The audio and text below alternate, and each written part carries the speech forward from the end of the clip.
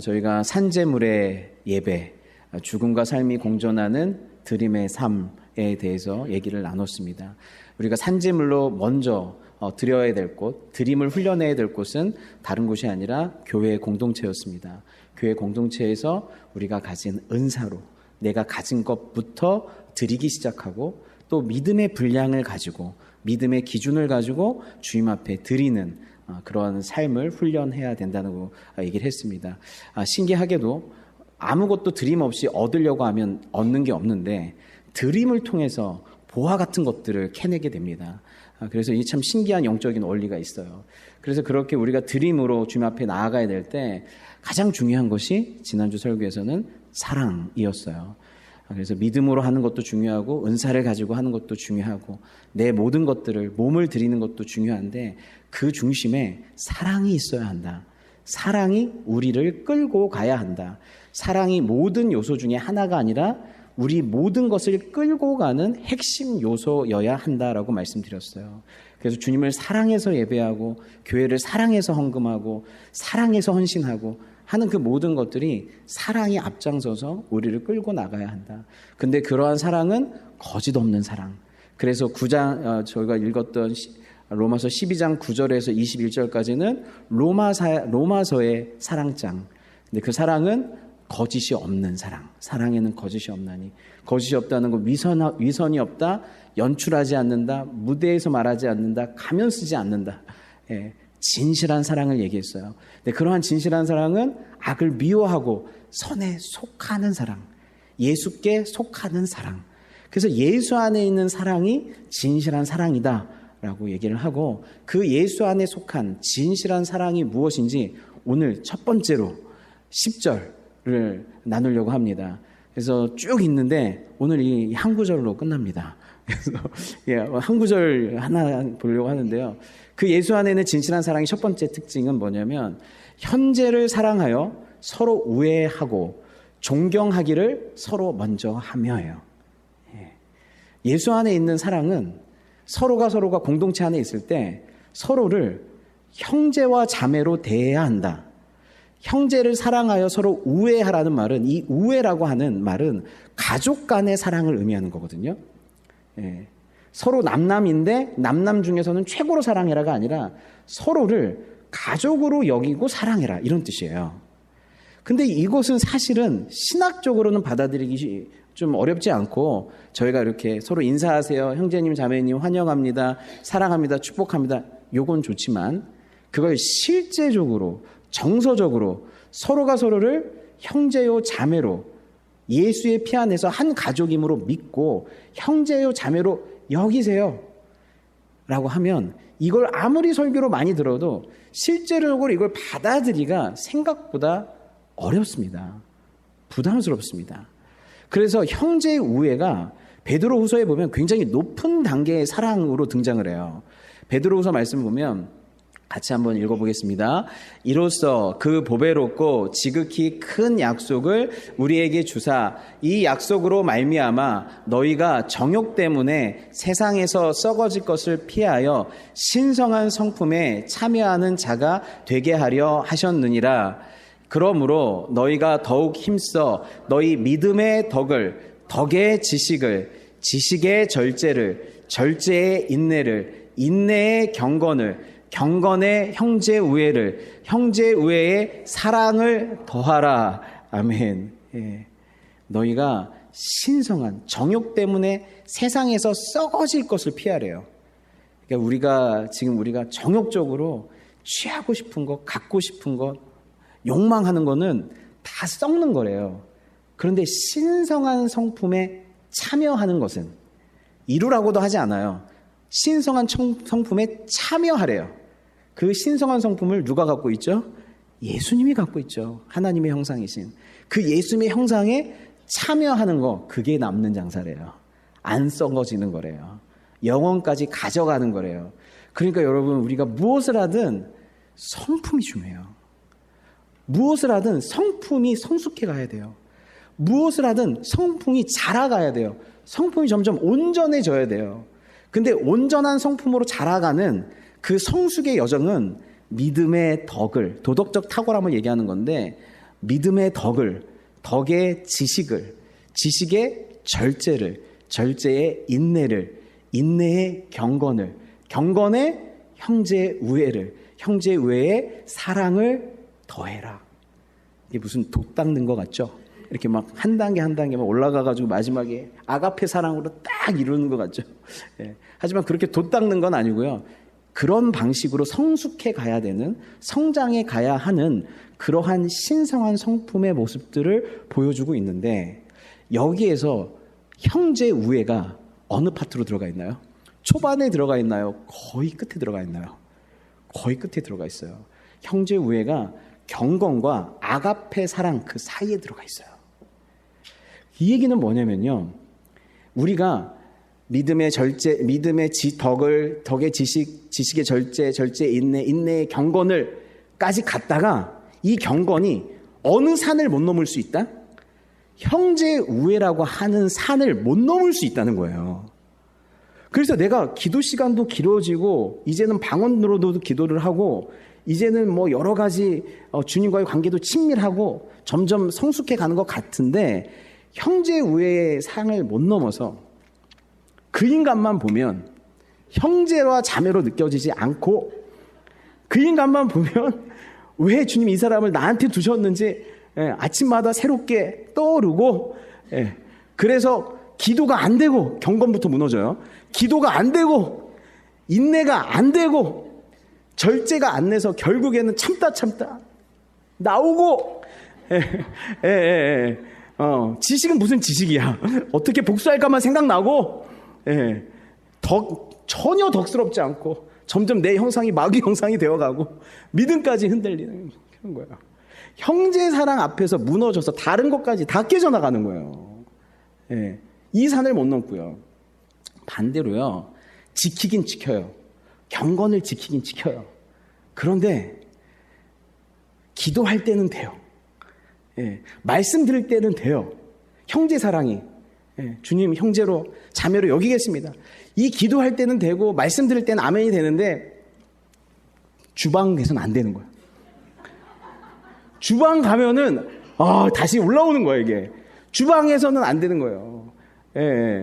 기도의 자리에서 되고 말씀의 자리에서 되고 내가 하나님과 함께 개인적으로 돛 닦을 때는 되는데, 그 인간하고 한번 얽히면 안 되는 거예요. 이게. 그래서 거기를 못 넘어가는 거예요. 회의할 때 안 되고, 목장에서 안 되고, 부엌에서 안 되고, 뭐 함께 섬기려고만 하면 같이만 있으면 이게 안 되는 거예요. 그러면서 이런 생각이 들어요. 내 경건이 진짜 참된 경건인가? 이 사람을 못 품어주는데 내 인내와 절제가 진짜 참된 것인가? 내 믿음이 참된 것인가? 물론 거짓되진 않아요. 거짓됐다는 게 아니라 어떤 걸 느껴요? 부족하다는 걸 느껴요. 형제 사랑의 벽 앞에서 내 기도는 아직 저 사람을 품어줄 수 있을 만큼의 기도가 아니네.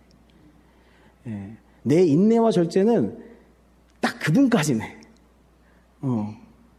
이보다 더 심한 사람 만나면 난 완전 나가 떨어지겠네. 내 믿음은 아직도 부족하네. 없다라는 게 아니라 부족함을 느끼는 거예요. 근데 주님은 그 자리까지 끌고 가야만 점검이 되는 거예요.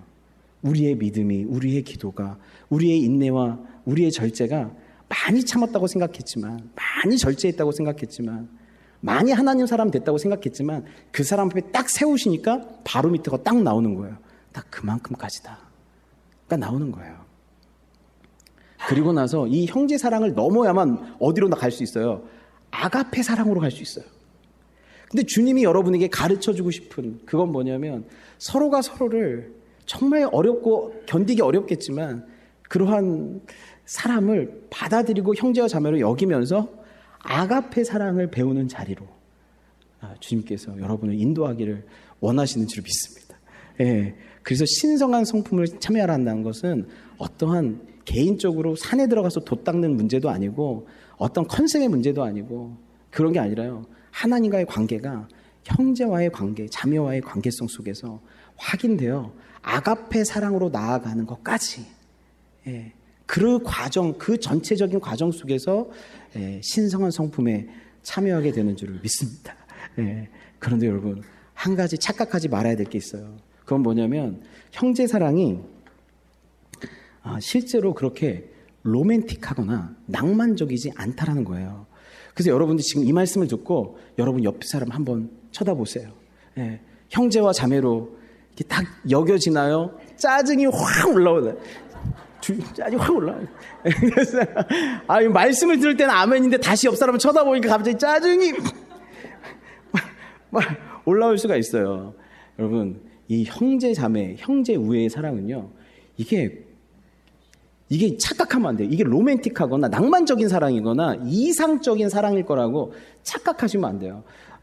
일본 영화 감독이면서 배우이면서 작가이면서 코미디언인 기타노 다케시가 가족을 뭐라고 얘기하냐면 사랑스러운 공동체라기보다는 벗어나고 싶지만 끊어지지 않는 관계라는 식의 냉소적인 표현을 합니다. 그는 그의 경험에 근거해서 가족이란 누군가 보는 사람만 없다면 쓰레기 봉지에 담아 버리고 싶은 게 가족이다. 네. 보는 사람만 없다면, 누가 손가락질만 안 한다면, 누가 손가락질 안 하고 철창만 안 간다면 그냥 쓰레기 봉지에 담아서 버리고 싶다는 거예요.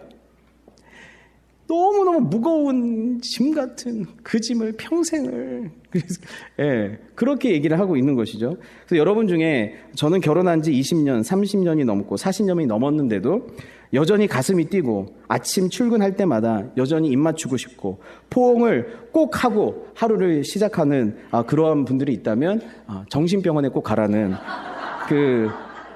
높으신 목사님의 조언이 있었습니다.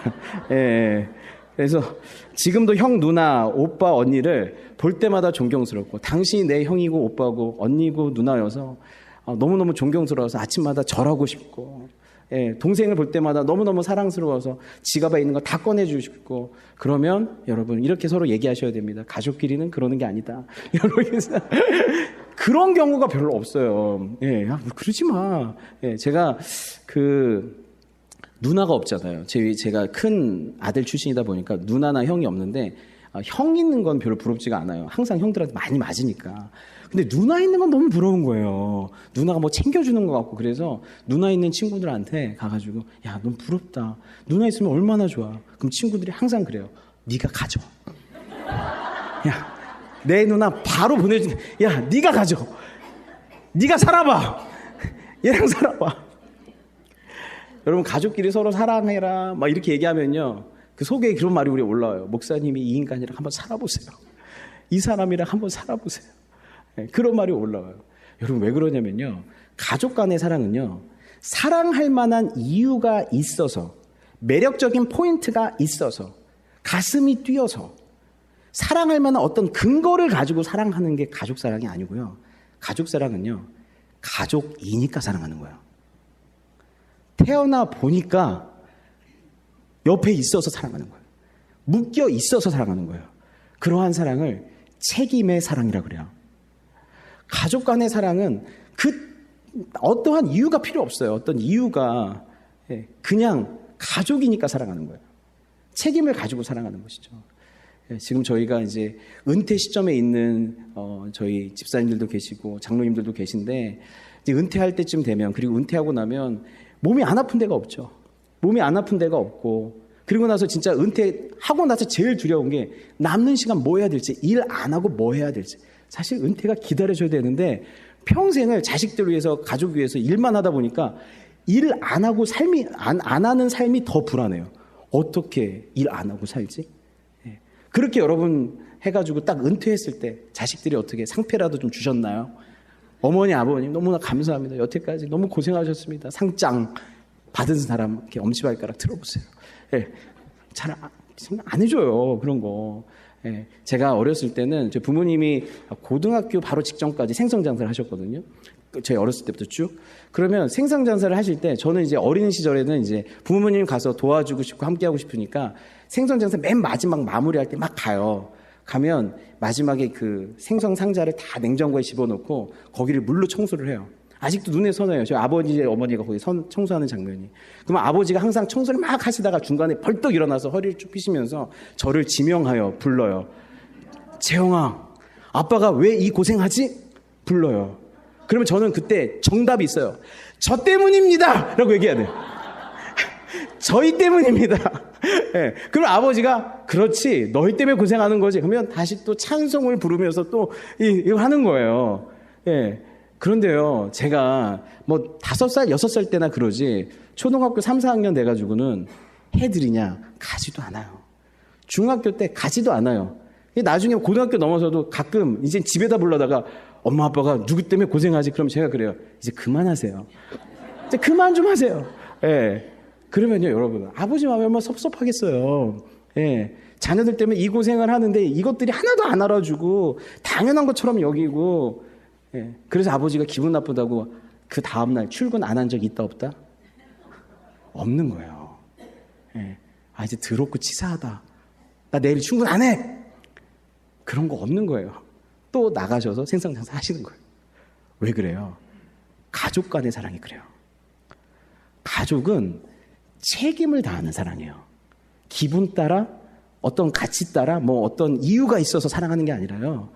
가족으로 묶였기 때문에, 내가 너를 책임져야 되기 때문에, 버릴 수 없기 때문에 책임으로 묶여있는 사랑. 그것이 가족 간의 사랑이에요. 그래서 제가 교회에도 제가 놀라운 걸 경험하는데, 그 교회 사랑이 많다고 해서 교회를 가보면 사랑이 많고 목사님 사랑이 많고 장로님들 안주집사님 사랑이 너무 많대. 근데 무슨 일만 있으면 사사건건 부딪혀. 사사건건 부딪히고 서로 지지고 볶아. 막 하도 지지고 볶아. 여기 무슨 교회가 이렇게 사랑이 무슨 교회가 있어요. 여기 하나도 없구만. 그런데 놀라운 건요, 가만히 지켜보면 그 교회가 위기의 순간에요, 교회를 떠나는 사람이 없어요. 교회를 떠나는 사람. 그 순간에 어떤 순간에 같이 헌신해야 되는 그 순간에 교회를 떠난 사람이 없어요. 그리고 그 교회를 위한 책임을 다해요.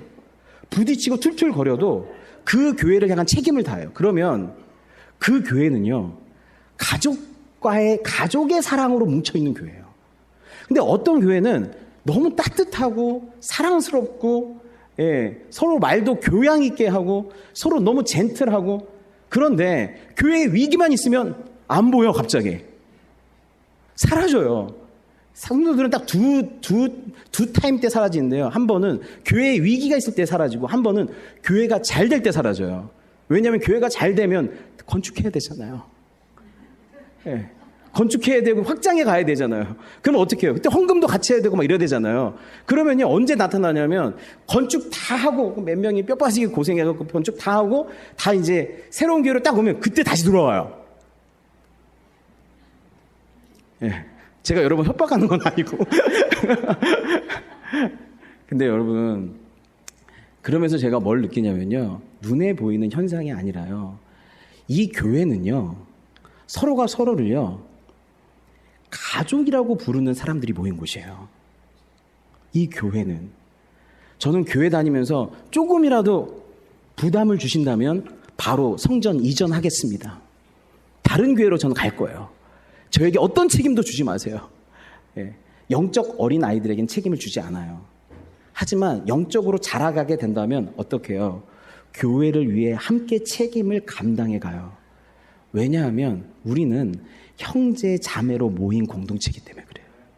이 교회는요, 여러분이 가정에서 정말 신실하게 그 어렵고 힘들고 좋으나 싫으나 비가 오나 눈이 오나 가족을 위해서 진짜 피땀 흘려 그 가족을 유지시키고 그 가족에 대한 소망을 가지고 가족에게 헌신했던 것처럼, 이 교회도요, 가족의 사랑으로 배워서 가족의 사랑으로 유지되고 가족의 사랑으로 성장하는 곳이 교회예요. 근데 교회가 서비스 받는 곳이 되면 여러분, 이 교회는 절대로 하나님의 사랑, 아가페 사랑을 담아낼 수가 없어요. 저희 교회가 힘들고 어렵지만, 그게 감정적으로 늘 좋은 건 아니지만 서로가 서로를 책임지는 하나님의 사랑으로, 예. 여러분, 저희가 헌금하는 것도 마찬가지예요. 11주하고 이런 것도요, 의무 때문에 하는 게 아니에요. 그건 다 공동체 사랑으로 드리는 거예요. 예, 공동체 사랑으로. 저희의 헌금을 통해서 이 공동체가 하나님 유지되고 발전되고 건강해지길 원합니다라고 하는 그 레위인들을 위해서 했던 것처럼 공동체를 사랑하는, 이스라엘 공동체를 사랑하는 마음으로 드린 것처럼 마찬가지예요. 예. 그래서 여러분, 복받기 위해서 헌금하는 게 아니라 책임을 다하기 위해서 헌금하는 거예요. 왜냐하면 헌금은 사랑이기 때문에 그래요. 뭐, 저희 재정부 감사하죠? 감사. 왜 목사님은 헌금 얘기를 한마디도 안 하냐고 그러셨는데, 여러분, 그래요. 저는 사랑으로 하셨으면 좋겠어요. 저희 교회가 책임지는 하나님의 사랑, 형제 우애, 거기부터 시작이 되는 거예요.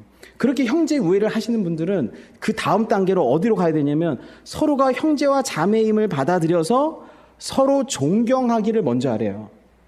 여기서 존경하기를 먼저 하다라고 하는 말은 경쟁적으로 존경해라. 네가 그 사람이 존경하기 전에 네가 먼저 존경해라 라고 하는 경쟁적 용어예요. 그래서 찰스 스윈돌이라고 하는 목사님은 이 부분을 뭐라고 해석을 하냐면, 존경을 표현하는 데 있어서 서로를 이기라. 다른 건 다 줘도 되는데, 다 줘줘야 되는데, 그 사람을 먼저 존경하는 거에 있어서는 여러분이 이기래요. 경쟁적으로 존경하래요. 서로에 대해서. 근데 이게요, 우리 본성하고 거슬려요. 우리는 다 율법적이어갖고 존경할 만한 가치가 있고 내가 인정해야만, 그래야만 존경해요. 그리고 우리 안에는 비슷한 사람들끼리는 항상 경쟁하고, 경쟁해도 또 끼리끼리 모이려고 그래요. 항상 비슷한 사람들끼리는 경쟁하고, 나보다 못한 사람은 무시하고, 나보다 잘난 사람은 그냥 부러워만 하지 존경까지는 잘 안 해요. 지금 당장 존경한 사람 3명만 뽑으세요 할 때 여러분 얘기할 수 있는 사람 엄지발가락 다시 한번 더 들어보세요. 잘 생각 안 나요. 내가 존경할 사람을 잘 안 둬요. 근데 사도 바울이 서로 존경하라고 하는 이 말은 유대인 그리스도인들아, 이방인 그리스도인들아, 니네가 서로가 더 잘났다라고 싸우는데 이 사람들 더 못났다라고 지금 비판하고 판단하는데, 네가 못났다라고 비판하고 판단하고 학급이라고 생각하고 무시하고 있는 그 사람에게서 존경할 것을 먼저 발견하여 존경하라는 뜻이에요. 존경할 만한 사람을 존경하는 것이 아니라. 여러분, 그렇다고 하면 우리는 하나님 나라의 방식, 그건 쉽죠. 존경할 만한 사람 존경하는 거. 근데 지금 여기에서 얘기하는 것은 존경할 만하지 않음에도 불구하고 먼저 형제 자매라는 이유만으로 존경해라 라고 얘기를 하고 있어요. 이 존경하라는 말은 원어 자체적으로 보면 가치 있게 여겨라, 귀하게 여겨라, 이런 뜻이에요. 우리 옆에 있는 형제와 자매를 가치 있게 여기고 귀하게 여겨라. 형제와 자매로 받아들이는 것뿐만 아니라 그를 가치 있고 귀하게 여겨라. 제가 이 말씀을 묵상하는데 2014년도에 있었던, 지금 어떨 때는 예화가 하나도 없고 오늘 같은 날은 또 예화가 많은 날이에요. 2014년에 있었던 주아와의 일이 생각났어요. 2014년에 주일 예배를 마치고 집에 돌아왔는데 주아가 그때 5살이었어요. 첫째 딸이 5살이었는데 옆에서 제 동화책을 읽고 있었어요. 볼펜으로 막 그리고. 근데 옆에 있는 둘째 딸 주혜가 옆에서 자꾸 방해를 하고 결국 볼펜도 뺏어가고 막 가고 이러니까 우리 주아가 옆에서 참다가 저를 향해서 외쳤어요. 아빠, 주혜가 없었으면 좋겠어. 예. 그렇게 몇 번을 얘기하고 나서 저의 눈치를 보기 시작했어요. 제가 그걸 이해해, 나도 없었으면 좋겠다, 이럴 수 없잖아요. 그건 말도 안 되는 얘기죠. 예. 그래서 아니야, 주아야, 아무리 화나도 그런 말을 해서는 안 돼. 그런 말을 해서는 안 돼. 그러니까 얘가 알아들었어요. 그리고 나서 저녁 식사 자리에서 제가 아내를 향해서 오늘 주아가 어떤 말을 했는 줄 알아? 그 얘기를 하는 순간 주아가 저를 향해서 아빠, please, secret, 절대 말하지 마, 이러는 거예요. 예. 왜냐면 얘가 눈치를 챈 거예요. 지만 아빠, 엄마, 딸이 아니라 얘도 엄마, 아빠, 딸이란 걸 눈치를 챈 거예요. 지만 소중한 게 아니라 얘도 소중하다라는 걸 눈치를 챈 거예요. 예. 여러분, 누군가를요, 있는 모습 그대로 그냥 존재 자체로 그를 존귀히 여기려면, 존재 자체로 그를 존귀히 여기려면요, 부모의 눈으로 봐줘야 돼요. 부모의 눈으로 봐줘야 돼요. 나만 사랑받는 딸이 아니라 얘도 사랑받는 딸. 그 다음부터는 질문이 항상 바뀌어요. 누가 제일 좋아? 주아가 물어볼 땐 네가 제일 좋아. 주혜가 물어볼 땐 주혜가 제일 좋아. 나중엔 물어보지도 않아요. 결국 답이 뻔해가지고 속았어 맨날 이래가지고. 예. 여러분, 같은 형제 자매의 눈으로 보면 경쟁자예요. 내 거 뺏어가는 사람이에요. 엄마 아빠 사랑 논아먹는 사람이에요. 그런데 아버지의 눈으로 보면, 어머니의 눈으로 보면, 형제들이 화해할 때는 다 그것 때문에 화해해요. 너도 우리 엄마 아빠한테는 귀한 자식인데, 너도 우리 엄마 아빠한테는 소중한 사람인데, 이유와 조건이 없이 그냥 내 아들, 내 딸이라는 것만으로 소중하잖아요. 우리가 누군가를 존재론적으로 그대로 사랑하고 받아들이고 존경하려면요, 존귀히 여기려면요, 같은 눈의 레벨로 보는 게 아니라 하나님 아버지 눈으로 봐야 돼요. 부모의 눈으로 봐야 그가 존재적으로 그냥 가치 있다라고 여겨져요. 존재적으로. 두 번째로는 이렇게 존경하기를 서로 먼저 하라고 얘기했던 이유는 뭐냐면, 분명히 어떠한 사람이든 존경할 게 있다는 거예요. 우리는 옆 사람 보면 내가 이 사람보다 잘난 게 뭔지, 이 사람의 흠이 뭔지, 이런 것들을 먼저 생각하거든요. 이게 죄의 근본적인 태도예요. 그런데 서로 존경하라. 근데 그게 진실하다는 얘기는 서로가 서로에게 반드시 배울 게 있다, 존경스러운 게 있다라는 거예요. 저는 지금 이제 1년이 넘어가는 이 와중에 저희 교회 어르신들을 볼 때 진짜 멋있는 어르신들이 많아요. 그래서 저희 늘푸른 대학 할 때도 그렇고 1대1로 어르신들하고 얘기할 때도 그렇고, 와, 진짜 생각이 너무너무 멋지시다. 삶이 너무너무 귀하시다. 우리 은퇴 장로님이나 우리 안수 집사님들 지금 보시면 우리 교회가 50년 동안 있을 때까지 이분들의 희생과 헌신이 정말 귀한데, 지금도 교회를 사랑하는 모습을 보면 존경스러운 마음이 올라와요. 저희 지금 당회 장로님들도 한 분 한 분이 갖고 있는, 제가 배울 게 너무너무 많아요. 한 분 한 분이.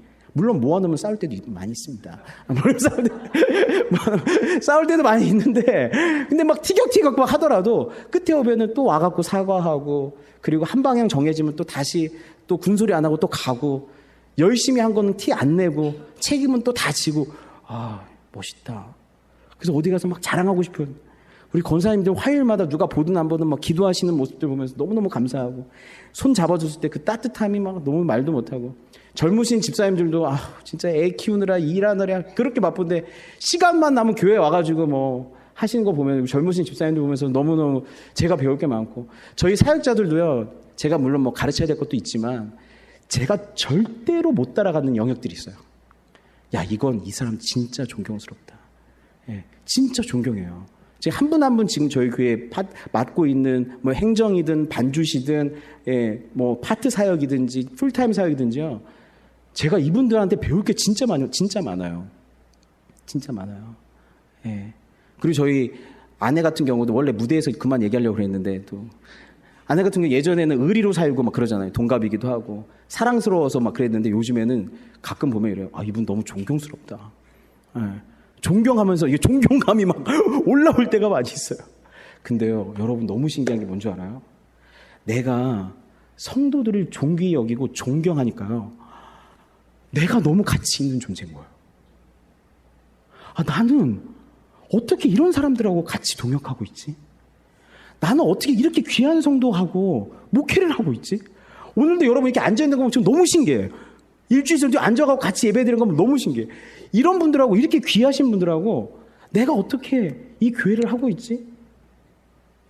목사는요, 누가 이렇게 높여준다고 그게 아니라요, 목사는 성도를 존귀하게 여기면 자기가 존귀해져요.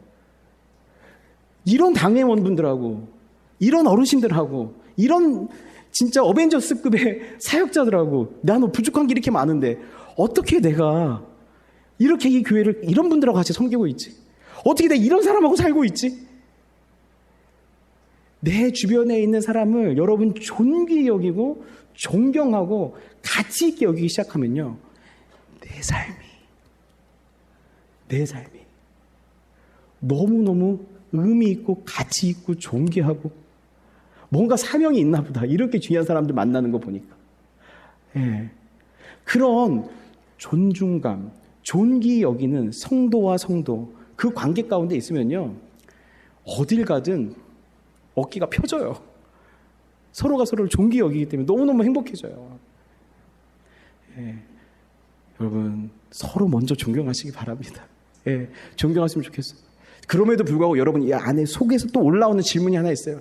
그럼에도 불구하고 목사님, 존경할 게 없는 인간 어떡합니까? 그럼에도 불구하고 이거 고쳐주고 싶고 진짜 이런 인간은 어떻게 합니까? 이게 또 올라와요. 근데 거기에서는요, 여러분, 소망 가운데 존경하셔야 돼요. 소망 가운데. 여러분, 요한복음에 보면 너희가 나를 선생이라 또는 주라 하니 너희 말이 옳도다. 내가 그러하다. 내가 주와 또는 선생이 되어 너희 발을 씻었으니 너희도 서로 발을 씻어주는 것이 옳으니라. 내가 너희에게 행한 것 같이 너희도 행하게 하려 하여 본을 보였노라. 여러분, 제자들이요, 이쁜 짓 하나도 안 했어요. 발 씻기기 전까지도 자기들끼리 모여서 서로 누가 크냐 싸웠어요. 너무너무 미숙하게. 그리고 좀 있으면 베드로는 3번 부인할 거고 좀 있으면 제자들은 다 도망갈 거예요. 그 직전에 그 꼬락서니를 보고 그리고 곧 앞으로는 그렇게 할 거예요. 그럼에도 불구하고 주님이 무릎을 꿇고 겉옷을 두르신 후에 그 발을 씻어주시는 거예요. 그냥 단순히 섬김만을 의미한 게 아니라 존귀한 존재로 여기면서 씻어주시는 거예요. 왜 그럴까요? 그럴 만한 이유가 하나도 없잖아요. 지금 좀 있으면 다 도망갈 거고. 근데 주님은요, 제자들의 지금 이 한순간만 보는 게 아니에요. 이 한순간만 보는 게 아니라 이 제자들의 전체 인생을 보는 거예요. 전체 인생 속에서 지금은 도망가고 3번 부인하고 지금은 다 뿔뿔이 흩어지겠지만 결국 예수 그리스도의 십자가와 부활 이후 이들이 예수님의 사랑을 깨닫고 거룩해지고 성령으로 충만하여 교회가 되고 이제 십자가 복음을 전달하는 데 있어서 유대와 사마리아 땅끝까지 이르고 이제 예수님을 위해서 목숨을 바치는 그러한 사람이 되어서 이제 하나님 나라에 올라가서 이들과 영생을 살 것까지 그들의 전체를 보는 거예요. 그들의 전체를 보는 거예요. 여러분, 우리가 누군가를 존경이 안 되는 이유는 그 사람의 딱 어떤 순간과 단면만을 보고 있기 때문에 그래요. 그때 나한테 그랬잖아. 그때 나한테 그렇게 미숙하게 행했잖아. 그때 어떤 한순간의 말, 한순간의 행동, 어떤 한 시즌에 부족했던, 연약했던 그때 그 상황만 보고 이 사람은 존경할 게 없다라고 판단을 내려버려요. 근데 여러분, 부모가 자녀를 볼 때 자녀를 어떻게 봐요? 부모는요, 자녀를 통으로 봐요, 항상. 예.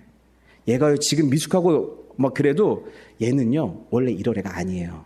얘는 원래 어렸을 때 이렇게 했고요. 지금 힘들어서 이렇지만 이거 극복하면요, 얘가 이렇게 될 거예요. 통으로 봐요. 여러분, 우리가 서로의 인생을 어떻게 해요? 주님께서 주시는 소망과 믿음 가운데 그의 인생을 어떤 한순간의 단면이 아니라 전체의 인생으로 그렇게 크게 바라봐 주셔야 돼요. 그래서 소망 가운데 그 사람을 기대하고 존중하고 존경할 수가 있게 돼요. 말씀 보면 마태복음 17장에 보면 엿새 후에 예수께서 베드로와 야고보와 그 형제 요한을 데리고 따로 높은 산에 올라가셨더니 그들 앞에서 변형되사 그 얼굴에 해같이 빛나며 옷이 빛과 같이 희어졌더라. 이것은 유충이 나비가 된 것 같은 그런 놀라운 변형이에요. 예수를 봤는데 해같이 빛나고 옷이 빛과 같이 희어졌던 몸을 갖게 되는 거예요. 근데 이 변형대사라는 동사가 여기에 똑같이 쓰여요. 너희는 이 세대를 본받지 말고 오직 마음을 새롭게 함으로 변화를 받아 하나님의 선하시고 기뻐하시고 온전하신 뜻이 무엇인지 분별하도록 하라. 그렇게 아름답게 변형되신, 영광스럽게 변형되신 몸의 변형과 같이 우리의 마음도 변화를 받게 될 거라는 거예요. 그것이 한 번에 단방에 되는 것이 아니라 점진적으로 되어가는 거겠지만 결국 우리는 어떤 모습을 가게 돼요. 우리의 마음도 변화를 받아 영광스러운 마음을 갖게 될 것이고 우리의 몸도 변화를 받아 어떻게 해요? 주님과 같은 몸을 잊게 될 거예요. 그래서 누군가를 바라볼 때 과거의 어떤 한 시점, 나에게 상처 준 시점, 그 사람의 존경하지 않을 만한 이유를 가졌던 어떤 시점으로 보는 게 아니라 결국 이 사람의 인생을 하나님께서 통으로 주관하셔서 결국 그 끝에는 그의 마음과 그의 몸이 이렇게 영광스럽게 변화될 것들을 바라봐 주면서 존경하는 거예요.